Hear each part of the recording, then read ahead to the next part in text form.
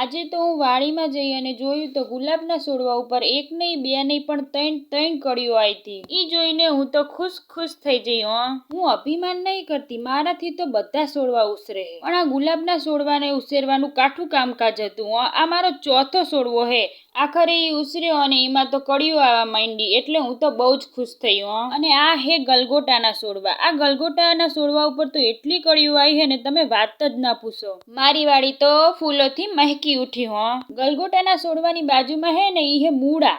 અને આ ધાણા નાખ્યા ને એના 10 દિવસ થઈ ગયા અને ધાણાના કૂટા ફૂટવાના તો ચાલુ થઈ ગયા. આ હે લીલો સમ પાલક. અને આ ફુલાવર એ વિકાસમાં પાસું નથી. ફુલાવર ચોપ્યા ઈ તો મહિનો થઈ ગયો. અને આ આવી જઈ આપણી લીલી સમ તુવેર. તુવેરમાં તો બહુ જ ફાલ આવ્યો હે. તુવેરમાં તો ફાલમાંથી તુવેર બનવાનું ચાલુ થઈ ગયું હે.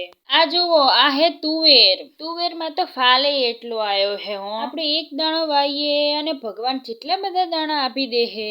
કહેવાય હે ને, કુદરતની કરામત ને કોઈ ના પહોંચે. હારું તાણે કાલ ફરી મળીએ નવા બ્લોગ સાથે. આવજો.